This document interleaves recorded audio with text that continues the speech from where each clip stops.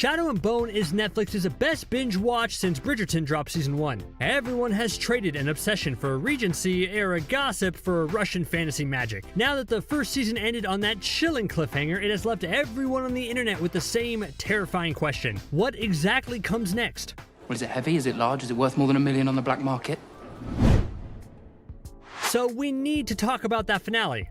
Obviously, spoiler warnings from here on out. After an entire season of Elena and Mal pretending that they were just friends and weren't actually in love with each other, the pair finally admitted how they truly felt. I mean, you just know that every single person that knew them talked about it constantly. I definitely would. The pair managed to come to grips with their feelings, and all it took was nearly being decimated by the Black Heretic to do it. General Kirigan ended any chances of a continuing love triangle with Elena when he brutally bonded the stag's amplifier into her collarbone. He then took her into the fold in order to use his powers and hers to destroy his enemies. Then she overcame his control by proving the stag selected her all along, and Mal beat him up, leaving him for the Volcra. Relationship goals, am I right? Of course, once they got out of the fold, it was clear that the two wouldn't get a happily ever after at all. In fact, their adventures are just beginning as the two go on the run from pretty much the entire world. As precarious a situation they are in, that's nothing compared to where we left poor Matthias and Nina. Personally, I was surprised by how much this couple won me over throughout the series. What started out as a really grim story about Nina captured by witch hunters turned out to be one of the strangest meet cutes I've ever seen. After their ship sinks, the pair goes on to go through a new version of the Jon Snow Ygritte love story. You just know that someone made a you-know-nothing Matthias joke on set. The pair saved each other's life again and again, which eventually led to friendship and more. Just as the two were starting to decide just how much they liked each other over waffles, the whole thing fell apart. Matthias was taken out by Grisha, who wanted his head. Instead, Nina went for the craziest option available to save his life. She sold him to some bounty hunters who were eager to get that big prize for scoring a slaver. This was to save your life. They would have killed you. Little did she know that she may have saved his life, but likely not for long. She tried to explain this to Matthias, but unsurprisingly, he did not trust her. The two end up exactly where they started, only with Matthias as the prisoner this time. Nina promises to save him, but honestly we all know she was writing a check she had no idea how to cash. Luckily for her, she was on a ship with a crew of people who make a special business out of cashing exactly that kind of check.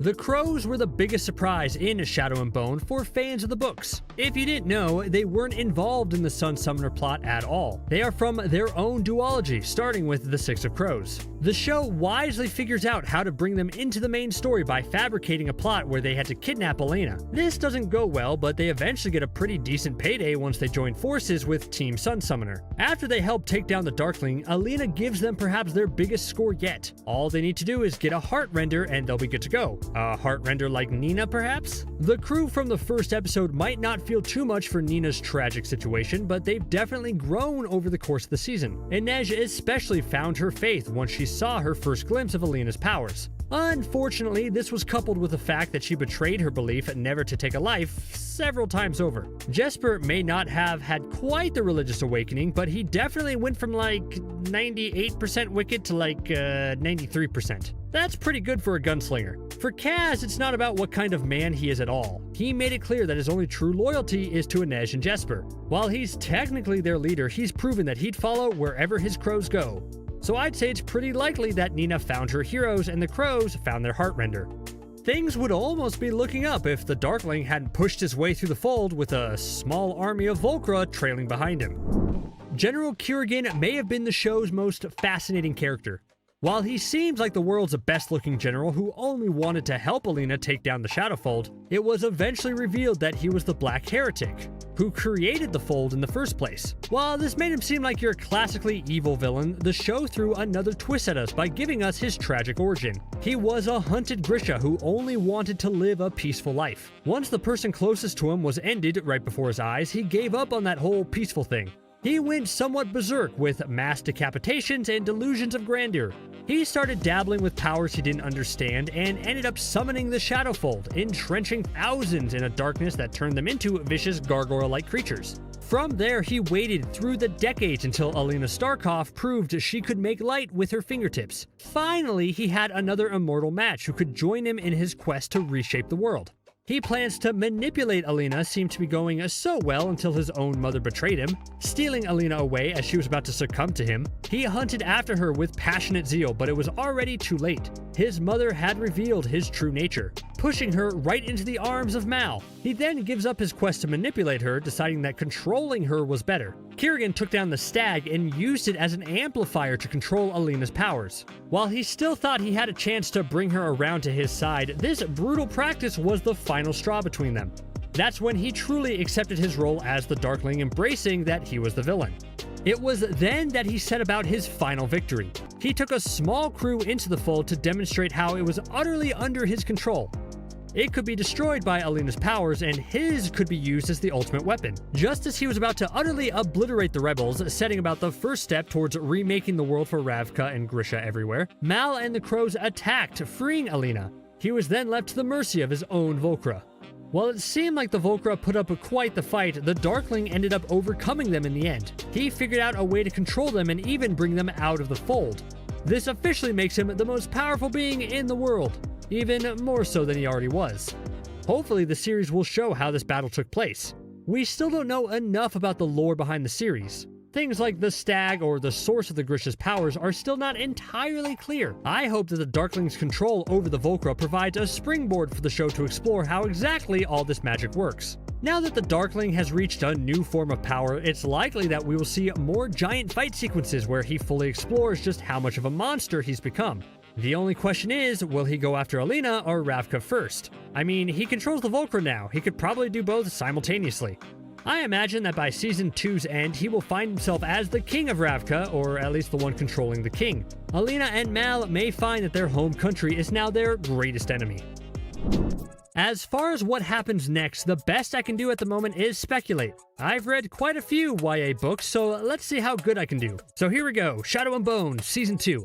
I think when we next catch up with Alina and Mal that they might be living the closest thing to a normal life they'll ever know. The smartest thing for the two of them to do is to lay as low as humanly possible. This means that we could see a few cute sequences where the two are playing house. That and likely making good on all those years of longing looks they've been giving each other for most of their lives. This happiness probably won't last long. I think they'll be attacked by bounty hunters or soldiers, likely injuring Mal. This will probably put the Darkling on their trail, leading to another hunt. This time, he will have his own powers, his monsters, and his Grisha to hunt them down. I don't think there's much of a chance they'll get away. I think things will likely go much better for our crows. Nina will get them to join her cause to save Matthias, and I don't know what could possibly be more exciting than the crows versus a crew of pirates. Please let there be another gunslinger who thinks that he can outshoot Jesper. Sure, it was cool to see him take down a Grisha, but I want to see him have a proper shootout. Once the crows free Matthias from his captors, chances are that won't fix anything just yet. He still thinks that Nina betrayed him and might not even accept her help. Maybe Inej will be able to figure out a way to talk to him in a way he'll understand. They are both very religious people who've gone through many changes recently. They might spark up an odd friendship. Mostly, I think Kaz will just be annoyed by pretty much everything. That does seem to be his lot in life, don't you think? Knowing Inej's feelings on the Sun Summoner, chances are whatever the next plot is, it will be cut short by news she's once again captured by the Darkling. She will likely convince Kaz to once again put the Crow Club out of his mind to go save the world. I believe by mid-season we'll see a reunion where instead of trying to capture Alina for themselves, they capture her in a rescue mission. Though for them, it'll be more like a rescue heist. Luckily, they'll now have Nina and Matthias to help them. This time, things may actually go according to plan. Who am I kidding? Of course it won't. I think we'll then see all our heroes coming up with a plan to save Mal and stop the Darkling from whatever mad plan he has for the world next. I don't know how close I am to where the story goes from here, but seeing as I just started Book 2, Siege and Storm, I imagine I'm about to find out. As far as Season 2 goes, I'm pretty sure that's just the tip of the iceberg at this point. The creator has already discussed the plans to make 5 more seasons of Shadow and Bones just by itself. Outside of that, there's already been some discussion over an extended Grishaverse on Netflix. I imagine a series called Six of Crows will likely be announced by the end of the summer. We all want more of this show, right? Well, I think we're gonna get it.